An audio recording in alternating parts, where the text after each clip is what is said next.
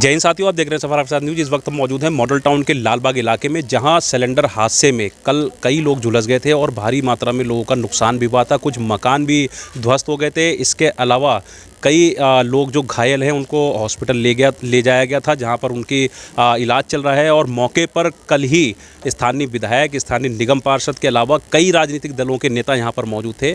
और आज हादसे का दूसरा दिन है और हम यहाँ मौके पर मौजूद हैं। हमारे साथ कुछ यहाँ स्थानीय लोग मौजूद हैं। हम उनसे जानेंगे कि जो पीड़ित लोग हैं उनके साथ में उनकी ओर से क्या सहायता की जा रही है और क्या व्यवस्था जो है वो प्रशासन की ओर से की गई है, और या यहाँ के जो लोकल निवासी हैं उन्होंने उन लोगों के लिए क्या व्यवस्था की है। कल ही मौके पर थोड़ी देर बाद हमारे इलाके के जो विधायक जी हैं अखिलेश त्रिपाठी जी, वो पहुंच गए थे और उन्होंने सभी एसडीएम वगैरह इनको सबको फ़ोन किया। एक बात और बताना चाहूँगा इस संबंध में कि जो फायर ब्रिगेड थी वो थोड़ी सी लेट हो गई थी, फ़ोन उसका मिल नहीं रहा था। लोगों की शिकायत थी कि फ़ोन नहीं मिल पा रहेगा। फिर अलग नंबर से जो अखिलेश जी ने फ़ोन किया तो उनके हायर अथॉरिटी को फ़ोन किया, तो वहाँ से फ़ोन मिलके तो तुरंत यहाँ पे फायर ब्रिगेड आई। और आज दूसरा दिन है, आज क्या लोगों की किस तरह से सहायता की गई है और जो लोग आज भी पीड़ित हैं उनके लिए विशेष क्या इंतजाम किए गए? सर, मैं ये कहूँगा कि कल ही से हम लोगों ने यहाँ पे एक ये सामने जीआरसी है, इसके अंदर उनकी व्यवस्था कराई थी ठहरने की, क्योंकि मकान सब टूट गए हैं जो जिसमें हैं, तो उनको रहने की यहाँ पे व्यवस्था की थी। और कल ही उनके लिए खाने पीने का प्रबंध भाई अखिलेश त्रिपाठी जी की तरफ से किया गया था। यहाँ पर हमारे साथ यहाँ से स्थानीय लालबाग आरडब्ल्यू के भी लोग मौजूद हैं। हम उनसे भी जानेंगे कि किस तरह से आरडब्ल्यू के जो लोग हैं वो लोगों की मदद कर रहे हैं और जो प्रमुख उनके साथ समस्या आ रही है वो समस्या क्या है। राजेंद्र, स्वागत है आपका। नमस्कार जी। क्या मामला राजेंद्र जी, क्या पूरा मामला था और कैसे ये हुआ, क्या कारण मानते हैं इसको? मेरे को कल 9 बजे एक खबर मिली कि हमारे क्षेत्र में एक सिलेंडर फटा है जिसमें 5 मकान क्षतिग्रस्त हुए हैं, 18 लोग झुलसे हैं बचाते हुए। तो सबसे दिक्कत ये आ रही है कि जो शासन प्रशासन है बड़े कछुए की गति से काम कर रहा है। जिस तरह से यहाँ कार्रवाई तेज़ी से होनी चाहिए थी वो कार्रवाई नहीं हुई है। जिस तरह से यहाँ आर्थिक मदद मिलनी चाहिए थी उस तरह की कोई अभी तक आर्थिक मदद नहीं मिली है।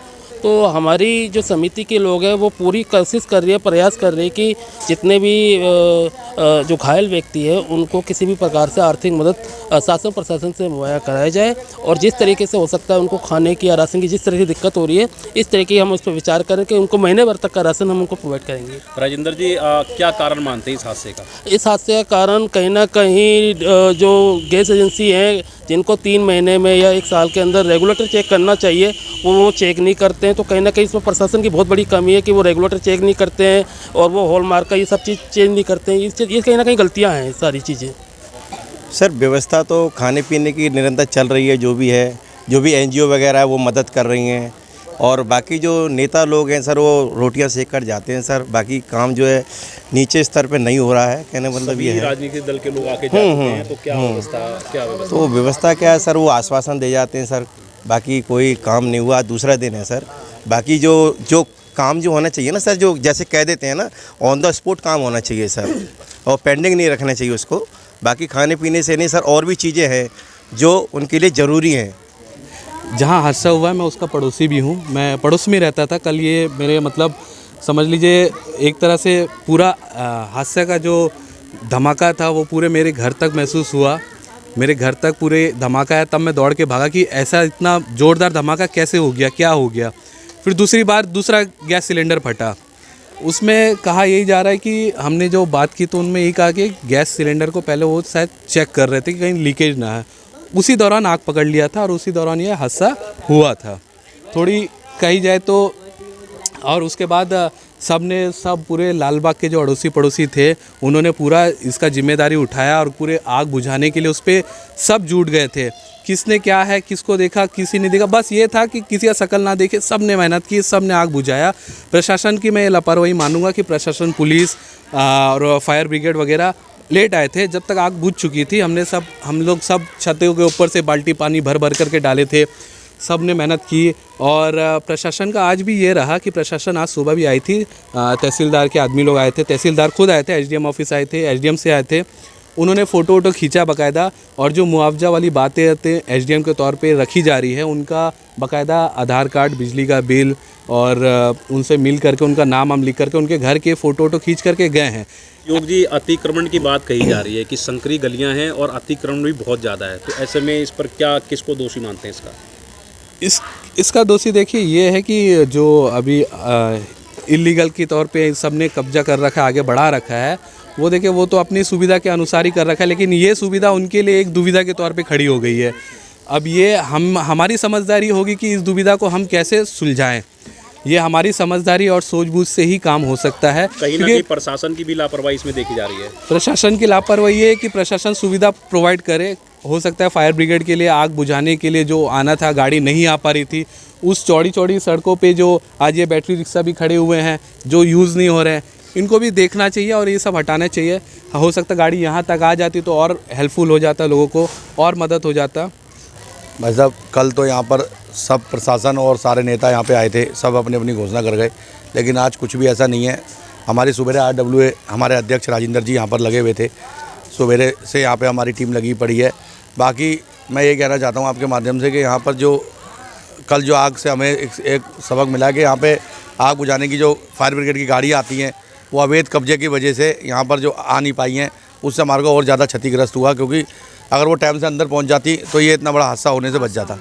जो लोग क्षतिग्रस्त हुए हैं उन्हीं की फैमिली वालों ने और आपस में जो है मतलब पैसे इकट्ठे करके कोई सिलेंडर लाया है, कोई राशन लाया है, तो उन्होंने आपस में ही करा है।